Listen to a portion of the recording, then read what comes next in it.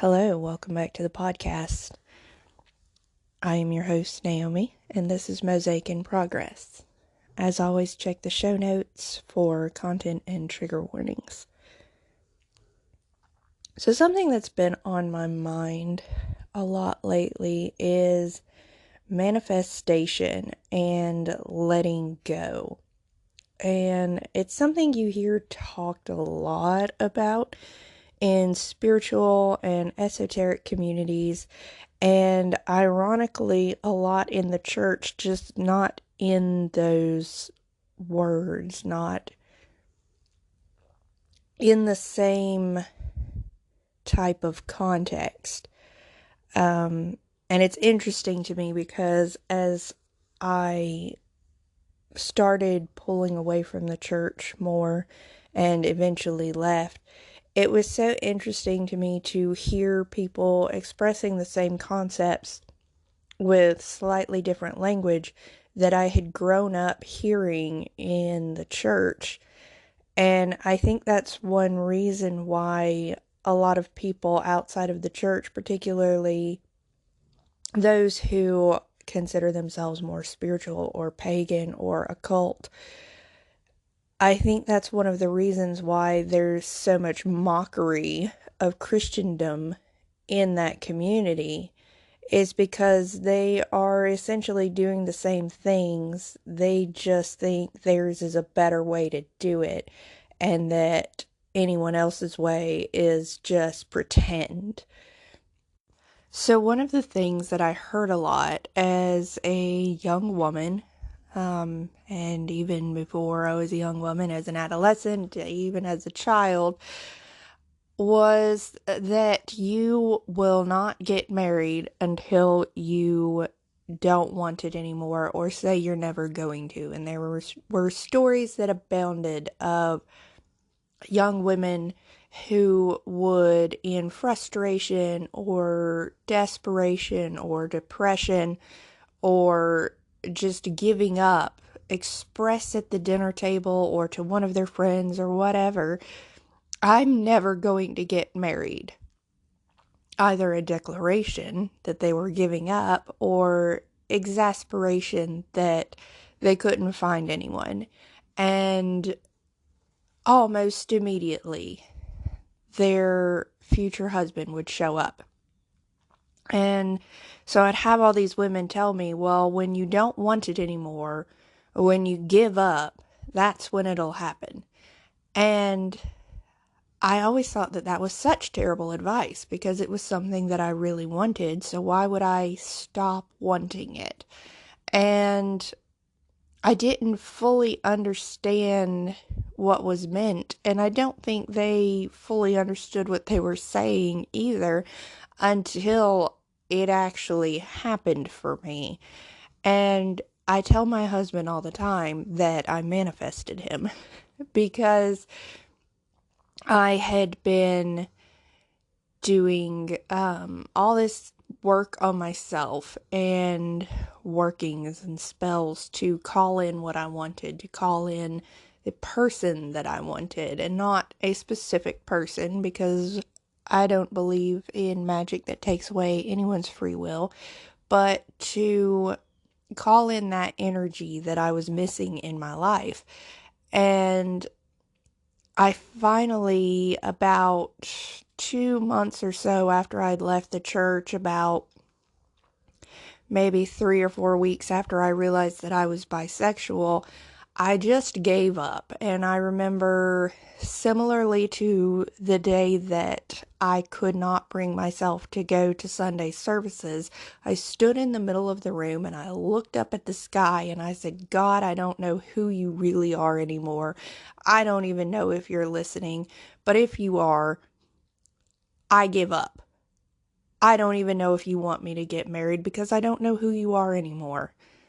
I've spent my entire life thinking that that was what I was put on earth to do, and I don't know anymore.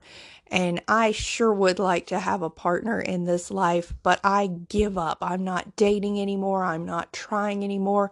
If you're real and you're listening and you want me to get married, you better drop somebody in my lap because I'm not trying anymore. And I quit saying yes to dates, and I deleted or blocked every guy that was staying in my inbox, flirting with me without anything going anywhere. I said no to everything that wasn't what I wanted. And I said, if I can't have what I want, I'm not settling for less. I'm not settling for attention and people who drag me along, making me think that something else might happen when nothing's ever going to happen. I just said no to everything that wasn't what I wanted. And 3 weeks later, I met my husband. And I always tell him, I don't think that would have happened in the way that it did if I had not put myself in the energy of saying, I don't have this and I'll be fine without it, but I'm going to say no to everything that isn't that. I'm not settling for good enough or close enough or let me just get by. I'm saying no to everything that isn't what I want. And I'm fine if I don't get what I want. I'll make it without it. And I think one of the reasons that this has been on my mind so much lately is I follow Queen Herbie on TikTok, and on her TikTok, she will sometimes post little short videos of her recording her podcast.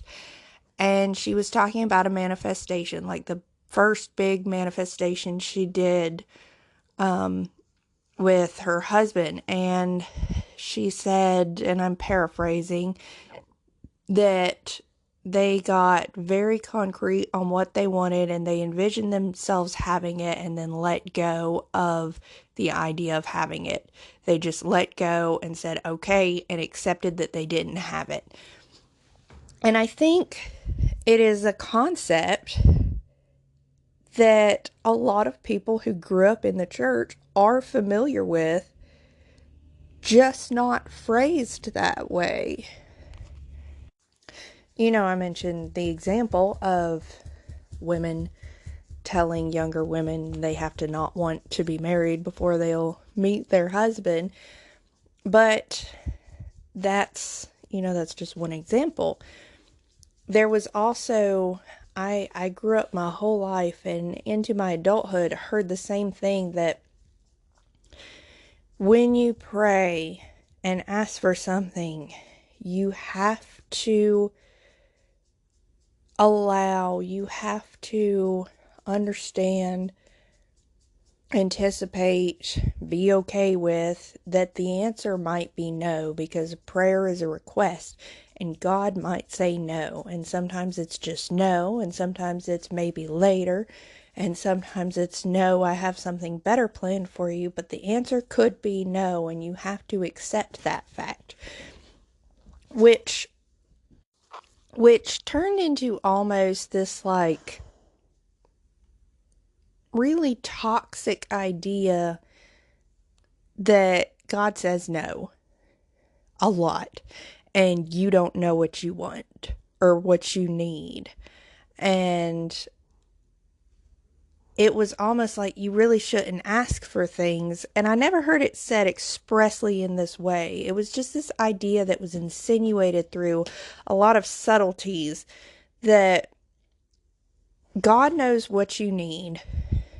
So why ask for what you want? God is going to give you what you need.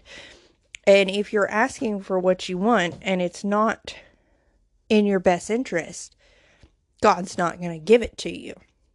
Or if he does give it to you, then you've just fucked up your life. And there was like this huge pressure of like guilt and responsibility that like if you asked for what you wanted, you might just destroy God's plan for you because you're too stupid to know what's best for you.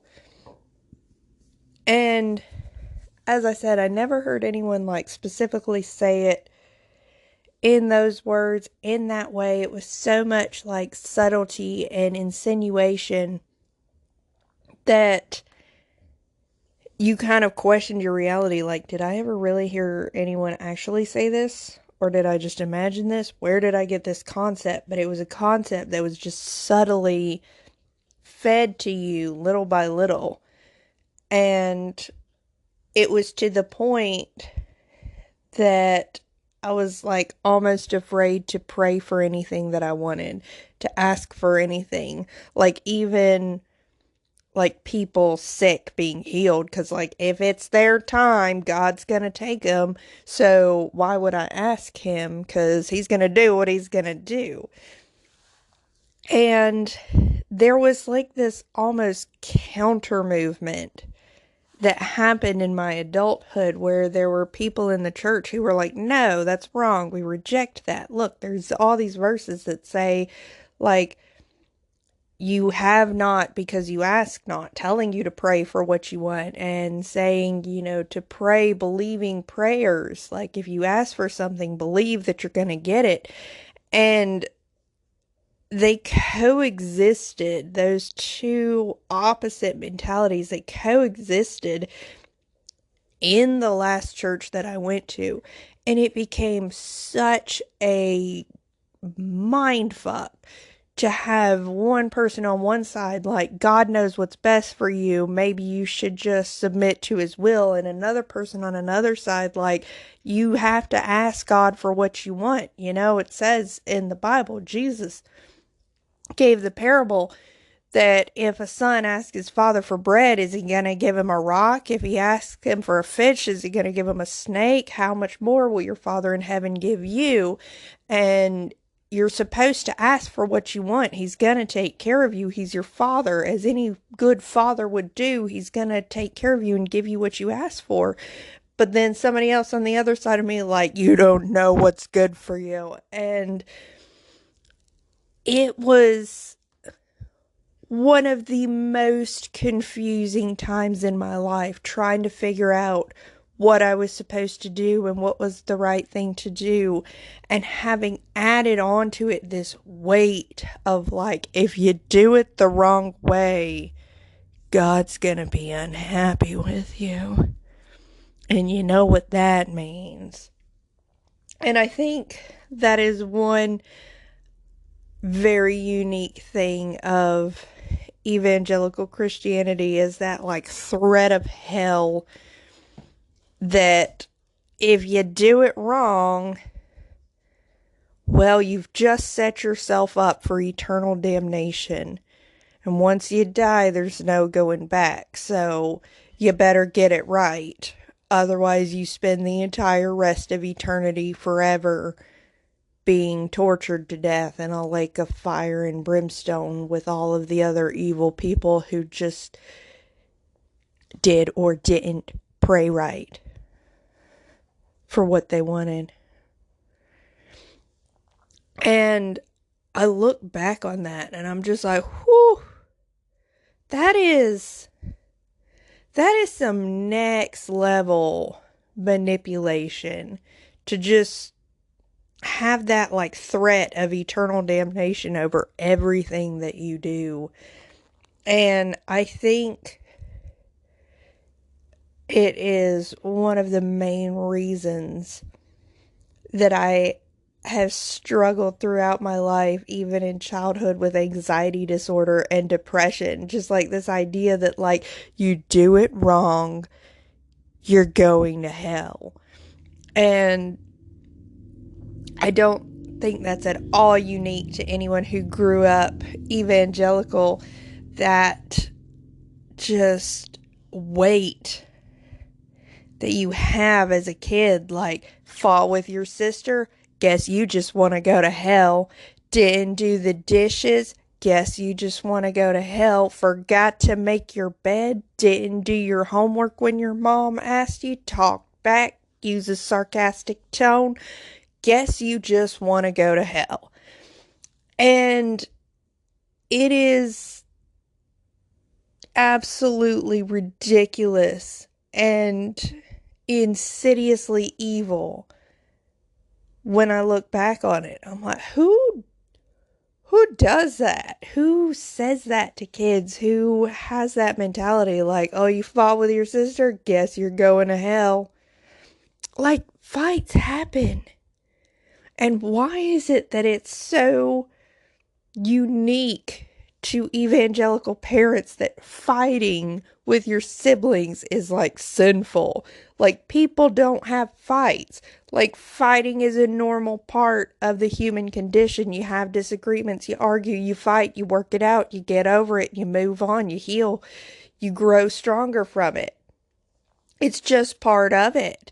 That's part of any relationship with anyone. And that idea that fighting is sinful, I think, comes from the fact that so many fundamentalist evangelical parents are abusive.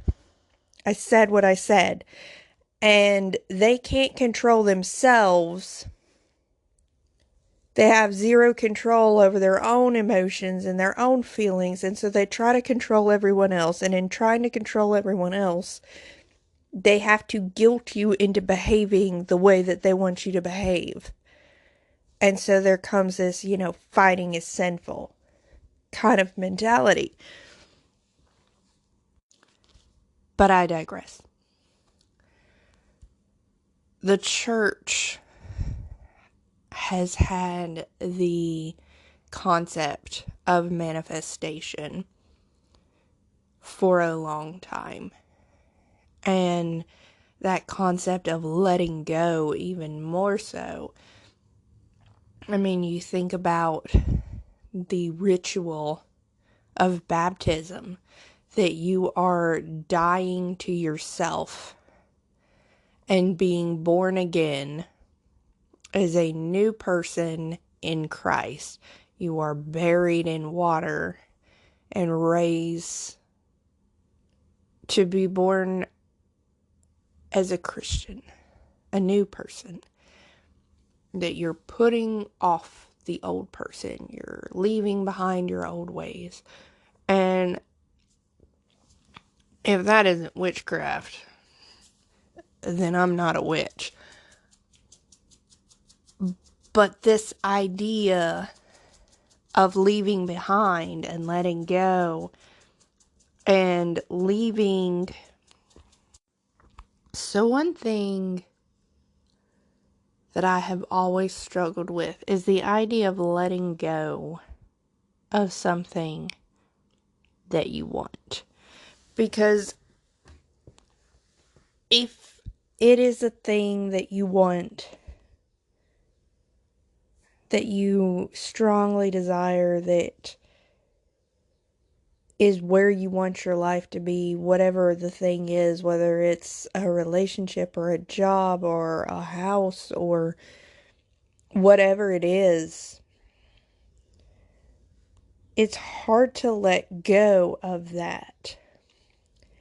Because very often we have such a strong desire for something that it becomes almost an obsessive thought. We hyperfixate on it. This is what I want. This is what I want my life to be.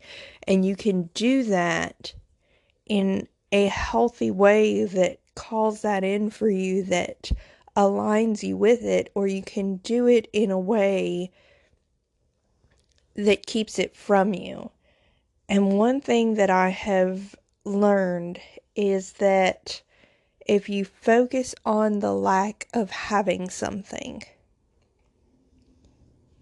rather than the thing that you want, you won't get the thing, whatever it is.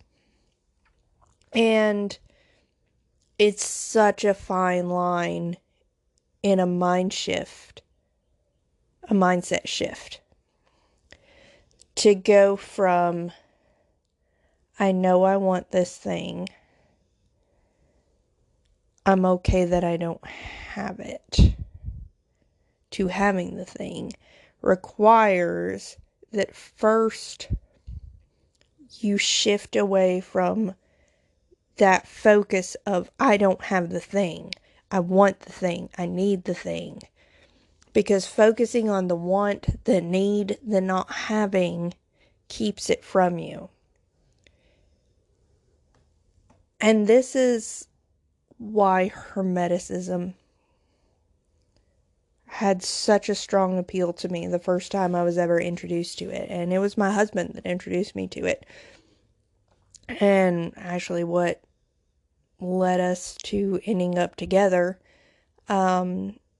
he sent me the 7 principles of Hermeticism, the core principles, and I read through them and immediately started crying because I was like, this is what I believe. This is what I've always believed. I didn't know that this was a thing. I thought I was just weird. And he was like, well, it's more of a philosophy than a religion. And I was like, I don't care what it is. This is what I've always believed. And that principle that everything is energy. I've always believed that because I've always felt that. I've always been hypersensitive to energies. I can walk into a room and immediately know if I should be there or if I need to make my exit quickly. I can tell when someone is changing how they feel about me without any external evidence to support it.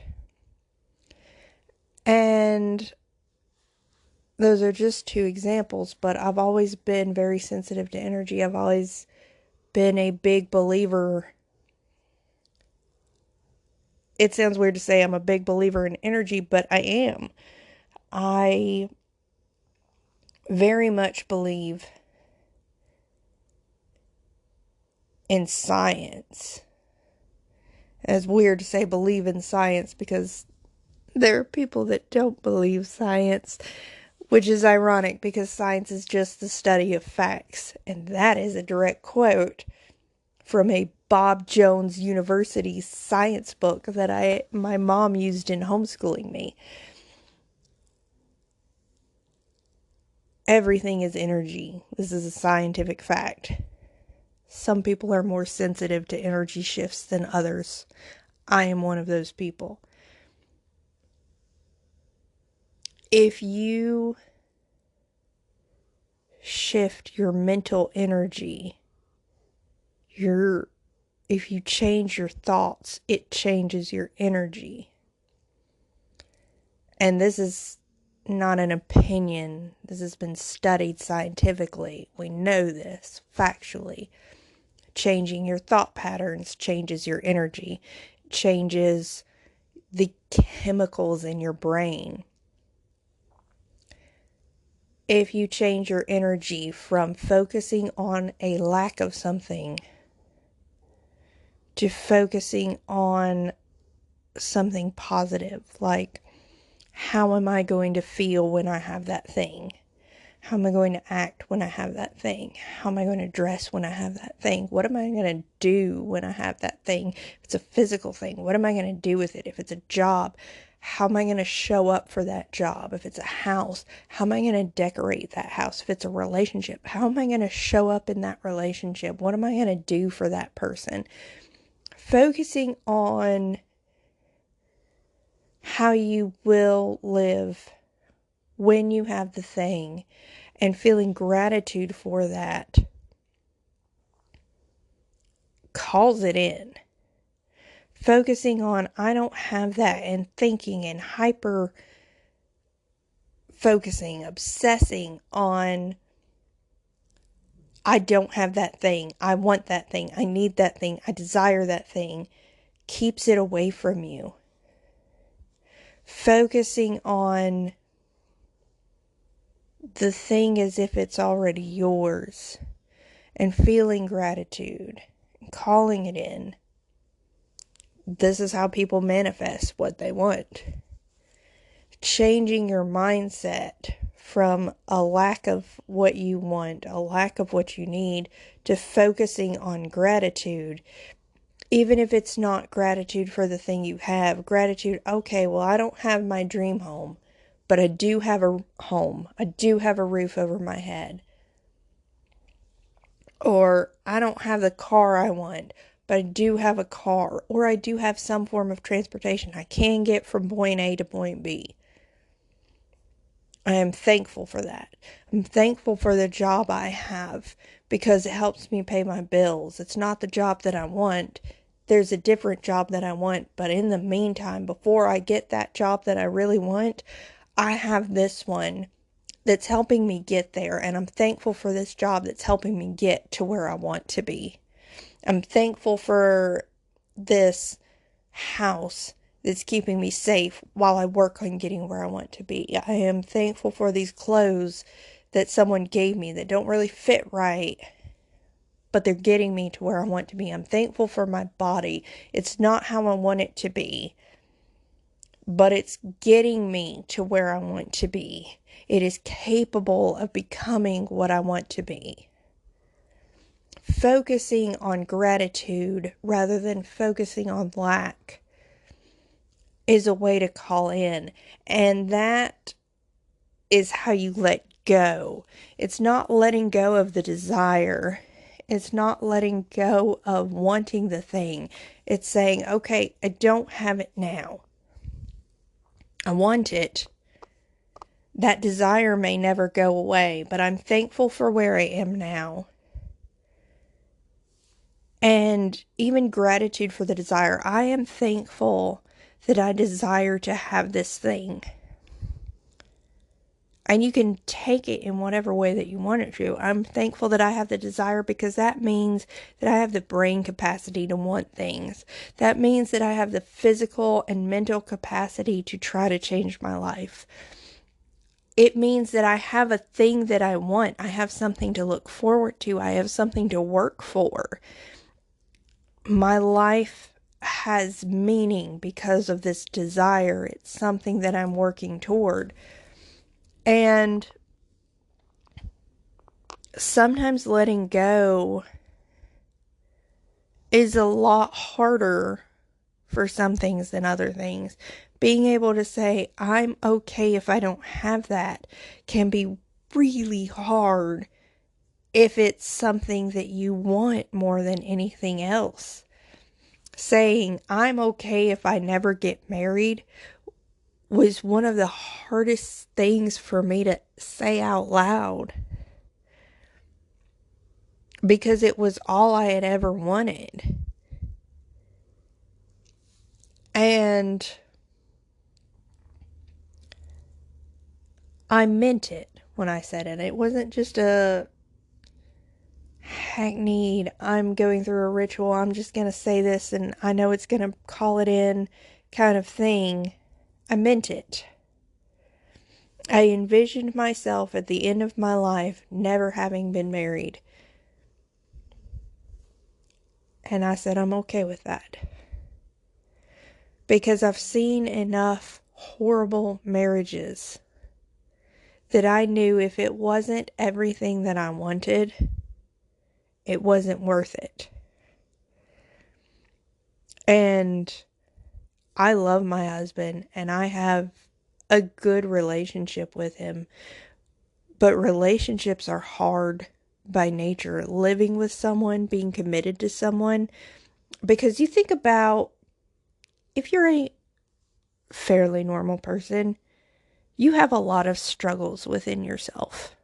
You have a lot of quirks, a lot of weirdness, a lot of idiosyncrasies, a lot of flaws that maybe you're working on and maybe you aren't.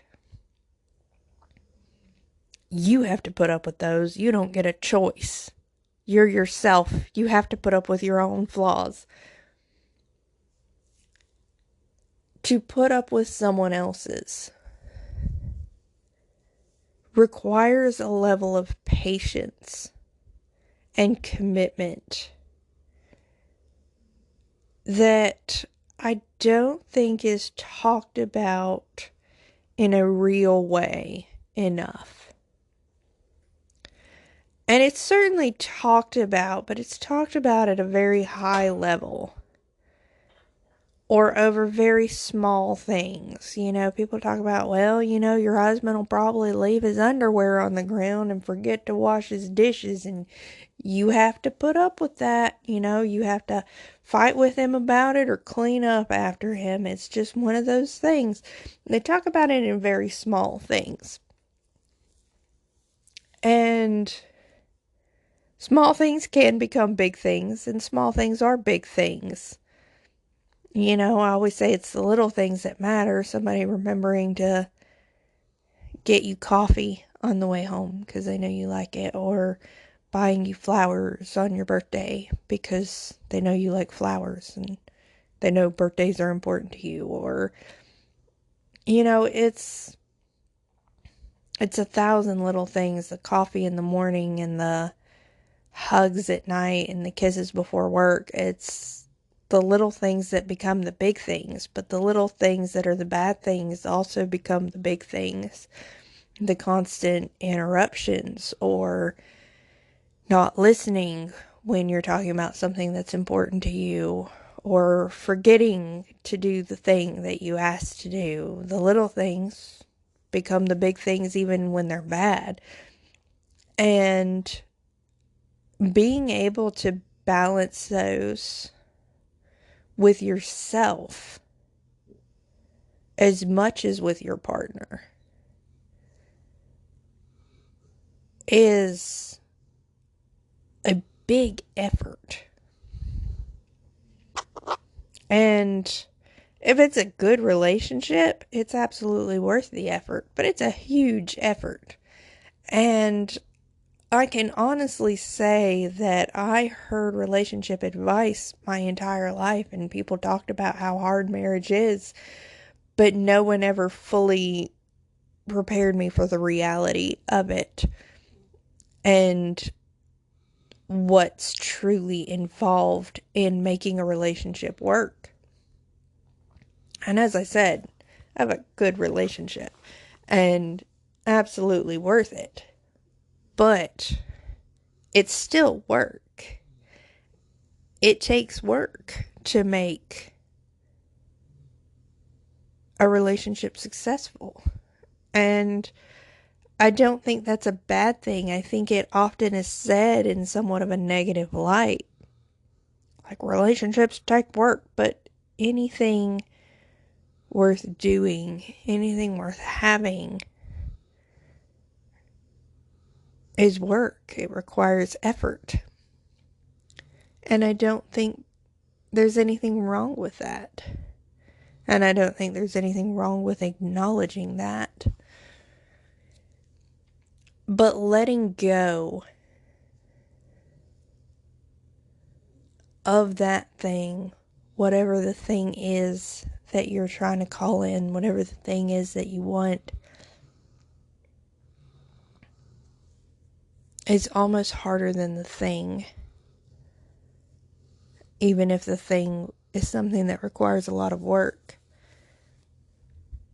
And I think a lot of people find it especially hard because the thing that they want sometimes feels impossible.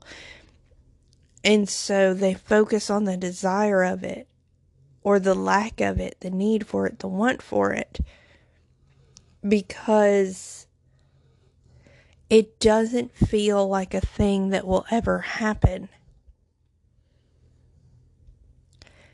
And because it doesn't feel possible, it doesn't feel like something that they can let go of. Because in order to let go of something in that way, you have to accept the possibility that it may turn out exactly as you want it to, or better.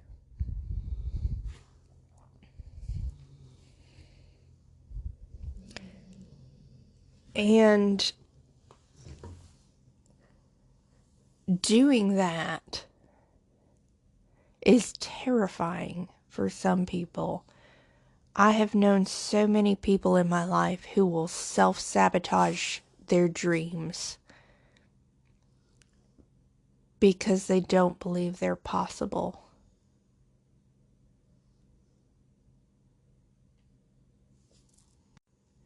And it becomes heartbreaking to watch someone poise themselves, ready to embark on a journey, ready to accept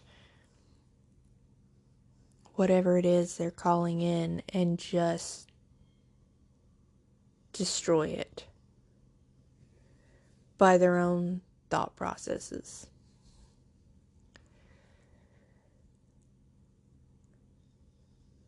And I think that is one thing that I kind of held on to in a way from the church, that idea that you can destroy your life in spite of whatever is best for you. Because I think you can, and I hear a lot of love and light spiritual people say that you can't change what the universe has in store for you. And I heard it from people in the church, just as God instead of the universe. You can't destroy what God has planned for you. You can't destroy the wonderful plan He has for your life. I think you absolutely can. I think we have free will. And your life is a compilation of your choices. And it is whatever you make it. It is whatever you decide for it to be. And sometimes we don't consciously decide what we want. We live our lives very unconsciously and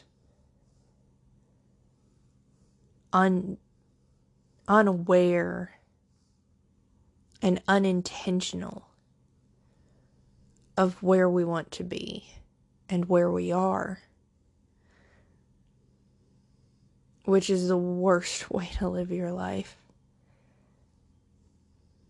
We have a responsibility to live our lives consciously as conscious beings. We have a responsibility to be conscious of the effect we have on those around us, whether it's our friends, our family, the people we live with, or just the environment and the world as a whole. We have a responsibility to be conscious of the impact that we are making. No one would think it was acceptable for someone to be walking through a building completely unaware of the movements of their body and how they were destroying property in the building, knocking off glasses and knocking over stacks of papers and somehow hitting a printer to stop the printing or start more printing or whatever. No one would think it was okay for someone to just walk through somewhere completely unaware of how their actions were affecting others. And we can understand that concept on a physical level from just being aware of how your body shows up in a space. But we don't understand it in the broader concept of how we as people show up in the world. And we as people have a responsibility to live consciously and intentionally, to be aware of who we are, what we are doing, and the impact that us being here has on the world, and to intentionally live in a way that does not harm others. At the absolute very least, we should not be causing harm to others.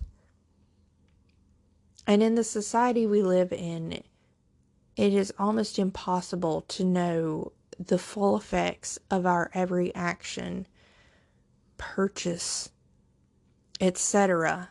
But as much as we are able to, we should be conscious of what we are doing. And if we find out that we're doing something or living in such a way that is causing harm to others, we have a responsibility to change that. This is what it means to live consciously and to live intentionally. It's not some far out woo-woo concept.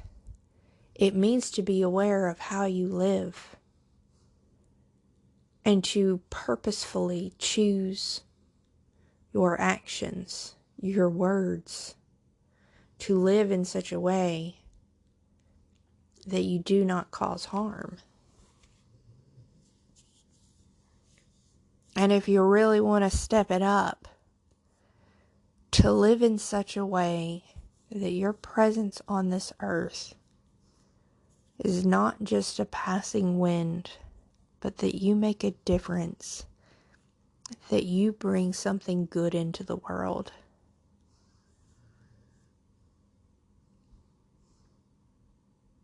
To do that,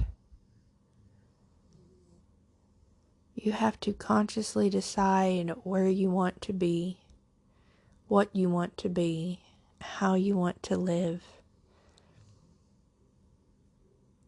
and let go of the lack of it.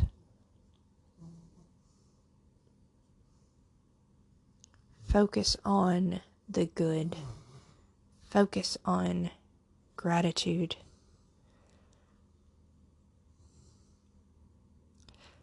While you are doing that, I hope you'll join me next week on the podcast as we both continue to work on our mosaic in progress.